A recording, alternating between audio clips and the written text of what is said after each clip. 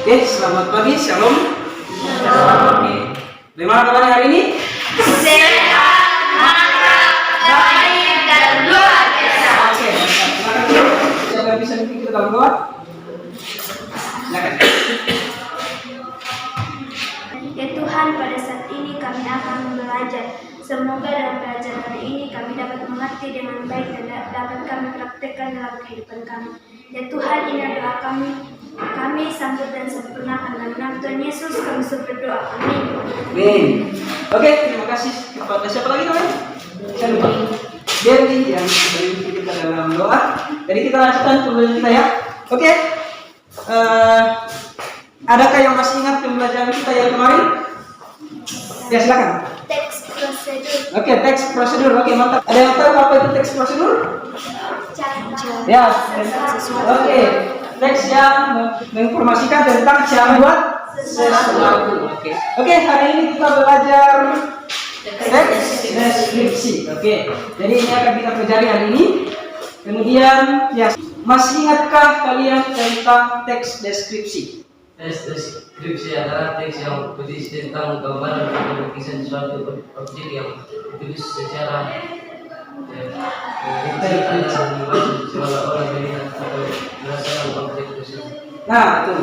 Jadi teks deskripsi adalah teks yang berisi tentang gambaran atau lukisan suatu objek yang ditulis secara terperinci agar pembaca seolah-olah melihat atau merasakan objek tersebut. Oke, lanjut. Ada manfaat mempelajari teks deskripsi. Siapa yang bisa? Manfaat mempelajari teks deskripsi. Yang pertama, memberitahukan kepada pembaca tentang suatu objek atau keadaan secara detail atau terperinci. Oke. Dapat membuat pembaca menjadi lebih paham tentang objek yang dideskripsikan. Kapan? Silakan kapan? Bacakan kepada temanmu. Pembaca dapat merasakan tentang keadaan atau mengetahui gambaran dan objek yang dideskripsikan. Oke.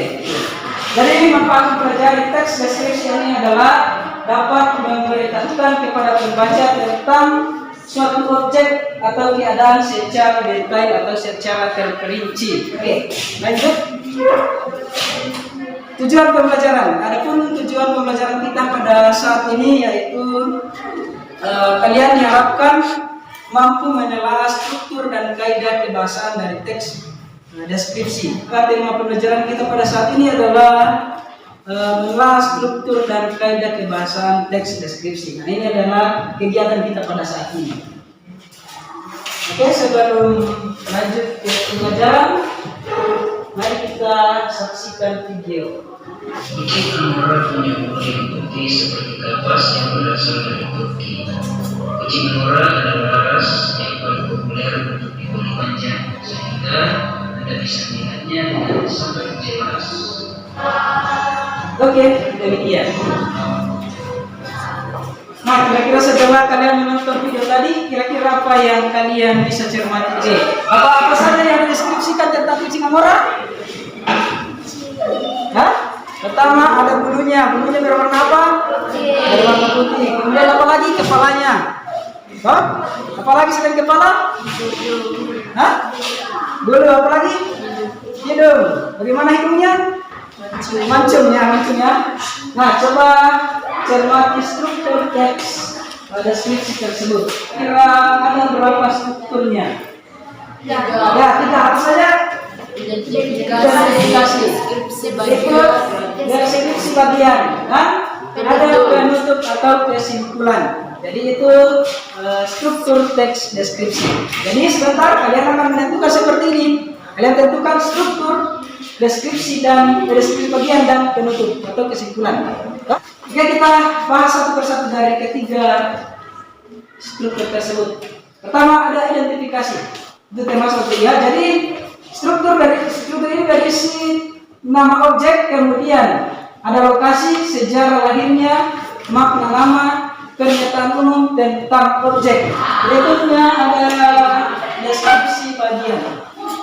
Di sini penulis menggambarkan tentang apa yang ia lihat pada objek, dengar, dan dirasakan. Jadi di sini akan dideskripsikan atau dituliskan secara lengkap apa yang ia lihat, apa yang kalian lihat, apa yang kalian dengar, dan apa yang kalian rasakan. Jadi kalian tinggal cari yang mana membahas tentang bagian-bagian dari objek tersebut.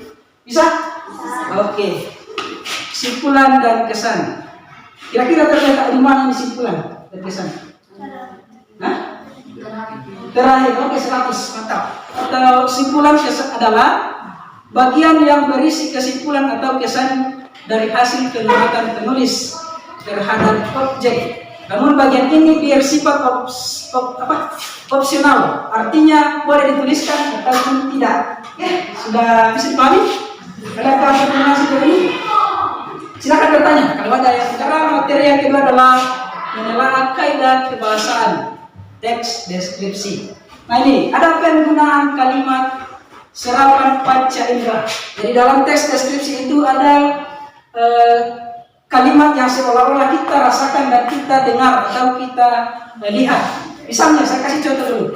Misalnya saya mempunyai anjing bernama Jackie, warna bulunya hitam. Apa yang kira-kira seolah-olah kalian lihat? Bulunya yang berwarna hitam. Nah itu. Oke.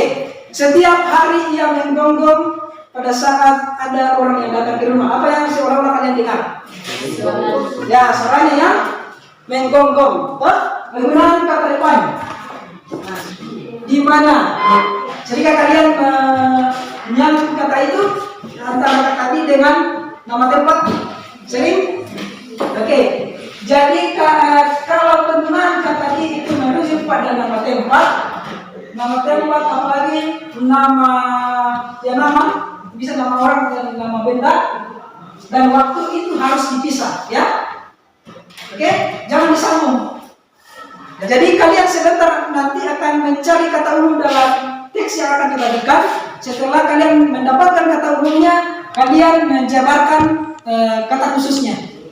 Sebelum masuk tugas, adakah pertanyaan? Oke, ada pertanyaan tidak? Ya silakan. Kelompok 1, 2, 3. Cepat.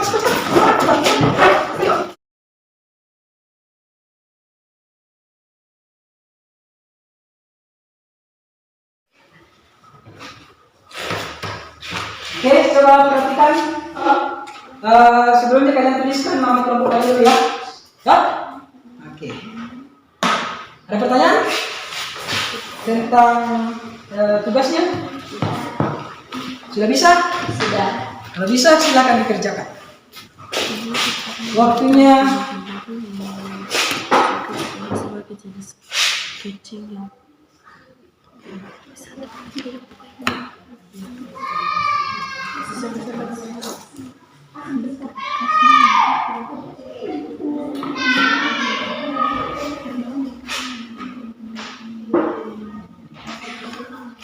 kalau ada kesulitan silakan bertanya. Jangan malu bertanya.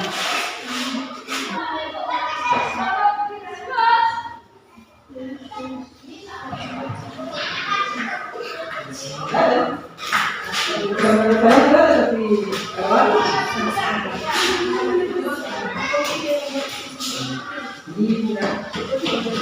Dalam teks ya.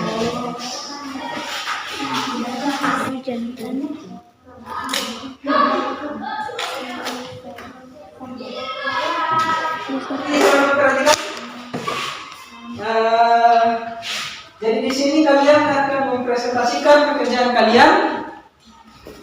Kalian tampil ke depan seperti kemarin. Kemudian setelah itu temanmu akan menanggapi. Misalnya seperti ini, temanmu akan menanggapi seperti ini. Kalau misalnya kalian temanmu mendapatkan yang beda dari kalian, silakan kalian tanyakan bahwa di mana kalian mendapatkan ini sedangkan kami tidak mendapatkannya. Atau berikut misalnya kata umum. Kenapa kalian menganggap itu kata umum? Misalnya seperti itu ya. Kalian akan bertanyakan seperti itu kepada teman kalian. Bisa? Oke. Bisa ya? Oke, sekarang silakan kelompok 3 depan ya. Oke, silakan kelompok 1. Terima kasih atas kesempatan yang diberikan kepada kami selaku kelompok 1 untuk memaparkan hasil diskusi kami. Yang pertama, identifikasi. Contoh, harimau merupakan binatang pemakan daging yang juga dikenal sebagai kucing yang paling besar, dari mana di Indonesia spesies yang paling terkenal adalah harimau Sumatera. Apakah ada pertanyaan? Ya, silakan bertanya kalau ada yang bertanya. Terima kasih atas kesempatan yang diberikan kepada saya. Saya perwakilan dari kelompok 3 ingin menanyakan mengapa bagian-bagian ini termasuk dalam deskripsi bagian. Oke, mengapa bagian-bagian yang kita bacakan termasuk dalam deskripsi bagian? Silakan. Karena menceritakan tentang gambaran-gambaran atau bagian-bagian tentang objek. Kenapa kalian menganggap berburu itu seolah-olah merasakan? Karena kita merasakan bahwa harimau itu pergi memburu mangsanya seperti babi, kancil, kijang, dan masa sambar. Menurut kami, berburu itu seolah-olah melihat. Hah? Karena berburu itu seperti mengejar. Ya, karena kita juga harus melihat. Oke, itu menurut kelompok 2. Jadi benar ya. Jadi untuk kata berburu itu apa kalimatnya saya lupa. Harimau juga sering berburu. Oke, harimau juga sering berburu. Nah ini seolah kita lihat kan? Toh? Kelompok 3. Nah, coba kalian lihat, anggaplah kucing. Kalau kucing sering berburu, seolah kalian lihat kan? Nah itu. Jadi kata itu sebenarnya cocoknya di kata lihat, ya, bukan rasakan. Oke. Demikianlah hasil diskusi kami pada saat ini. Jika ada kata-kata kami yang kurang berkenan, mohon dimaafkan. Oke. Coba perhatikan dulu. Setelah melihat jawaban kalian, sepertinya kalian masih ada kesulitan ya, khususnya di kata apa tadi? Ada seolah-olah mendengar atau apa situ? Ya, seolah-olah merasakan. Nah, jadi seperti yang saya katakan tadi, bahwa apabila kalian tidak menemukan kata itu dalam teks, tidak usah dituliskan. Tapi menurut kelompok 3 itu adalah kata yang dirasakan, tapi sebenarnya dilihat ya, bukan dirasakan kalau berburu. Coba lihat kucing kalau berburu, apakah kalian merasakan atau melihat? Melihat kan? Nah, oke. Jadi ini seperti itu ya. Jawaban mana lagi tadi? Kata depan. Sepertinya kelompok 2 salah paham ya. Di kata depan itu kata penghubung disangka bahwa itu kata depan ya. Jadi seperti yang saya jelaskan tadi, bahwa kata depan itu harus dipisah. Apabila merujuk pada tempat, apalagi nama tempat atau nama orang, itu harus dipisah ya. Bisa dipahami? Bisa.